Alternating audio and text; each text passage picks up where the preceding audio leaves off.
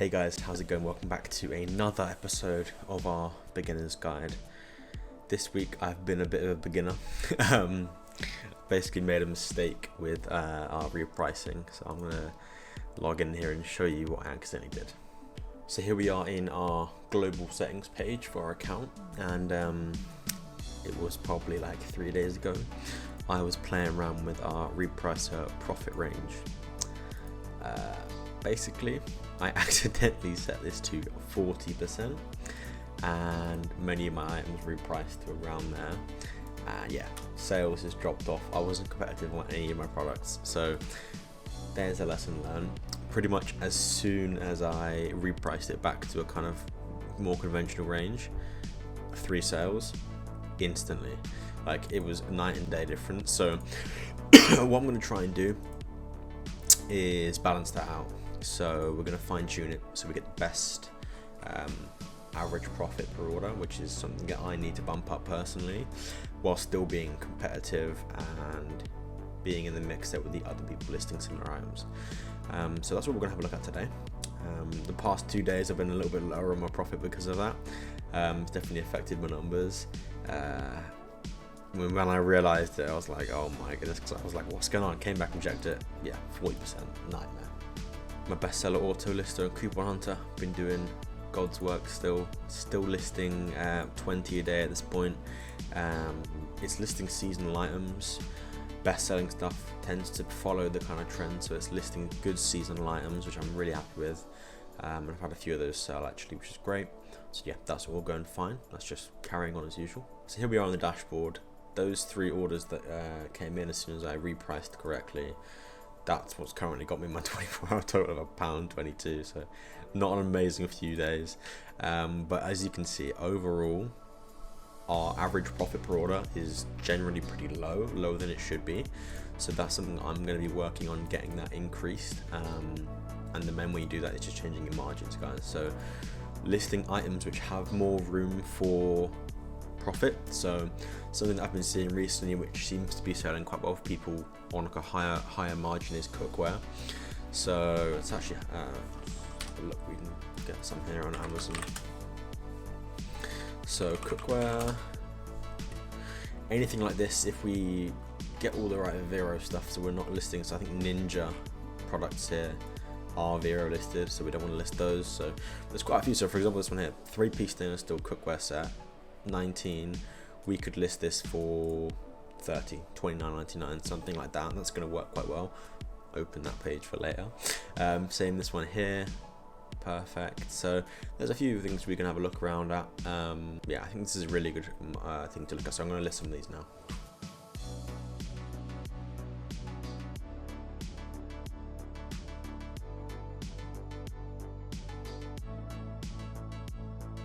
Cool. Those are sent off to be listed. I just did 3 there, super quick and easy while I was here. I thought, yeah, that might be quite useful. Great. So one other thing I wanted to show you guys is something I briefly mentioned in the end of last episode, how we can use AI to enhance our listings. And this is something that's actually had a tangible effect for me. Set my listings out from the crowd a little bit. If you ever look at the competition section on one of the SaleFreaks listings, you can click on the competition and it will show you all the other people listing the same item, and it's just like the same Amazon image, one after the other. This is something that's going to set you apart in that battle for attention, pretty much. So I have this image here in the middle, some Mexican seasoning, which for some reason sold well. I'm not going to judge. And this application's web app, it's on mobile as well if you want to use it on your phone. It's called Photo Room. What it does is it basically adds high quality product photography to, let's be real, not the most amazing images in the world. So we have this bowl here, and with instant backgrounds, we just choose one of these. It will AI generate a background image, and yeah, there we go. So you could even upload something like this. I've got a few other results I can show you guys. So we've got this one here of a dehumidifier. This is one of the other ones I did. Yeah, makes great stuff, and I think it's really useful, so I wanted to quickly share that with you guys. We're also going to be going through Auto Order Pro today, guys. So I'm going to teach you about what it is, what it has to offer, I can show you the main page here. So Auto Order Pro is basically a managed account service. It's a managed Amazon account service. They run Amazon accounts for you. You'll purchase accounts. So if you have Amazon account closures, anything like that, you can completely be free of that basically. You can sign up here in the SaleFreaks console with your average daily orders and then volume of orders in pounds. So that's super useful, guys. I really recommend this. This is for US and UK orders. You can really make a much more stable order flow. So if you're having a situation right now where you're doing like, 300 orders a day or something mental, and your accounts are getting closed all the time and you're making new accounts, if you switch to Auto Order Pro, you top it up with balance, it's so much easier. But there's a whole support team really dedicated to making sure everything's all good, so I'd really recommend that, guys. So quickly heading back to our global settings page, we're going to have a look at our reprice of profit range, right? So at the moment we're looking at 6 to 14%. 6% is definitely on the lower end for me. I want to be looking at a little bit higher than that. I'm going to switch it to 10% for now with a higher range of 15.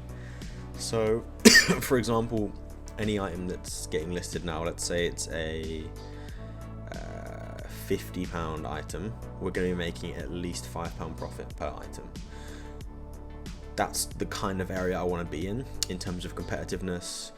And when I change this from the default much lower end, much more competitive range, what I'm looking for in product research is less contended products. So products that not everyone is selling, not other dropshippers are selling. Often this means the item isn't great for dropshipping, but if you can find those gems with a higher profit range, that's where the perfect stuff comes. So while I was editing, just got a new sale come in. I wanted to show you guys really quickly because this is super, sort of exemplifies everything I've been trying to do. So the profit on this order is £4.60, which is much higher than many of my other orders. This one was found by the Coupon Hunter, which got us pretty much an extra £1 of profit on this one. It was only a 5% coupon, but well, I'll take it, it's an extra £1. The total item price, £26. Before I made all these changes, I was looking at like £1.50, £2 profit on one of these, which is not where we want to be at all. So this is a combination of things, right? The Coupon Hunter doing its job, finding us coupon items to increase our margins, and it is the higher margins I've implemented, both working together to give us a much higher profit per item, profit per order sale, and that's exactly the kind of direction I want to be moving in. Taking our average on the day to £1.45 profit per order, which is much nearer the kind of place I want to be. You can see over the year, so basically all the time I've been dropshipping, my average profit per order is 67p, which it's money, right? It's fine. But I'm trying to bring that up slightly, even if it means a few less sales. If it's higher profit per order, that's kind of where I want to be. Thank you guys for watching today's episode of my beginners little series here. Next episode should be out on Friday. I hope you guys learned something new today. The AI generated listing photos is something that I really love. I'm going to focus on doing myself a little bit more. Fine tune your margins, guys. That'll be super useful. I'll see you guys next Friday. Cheers.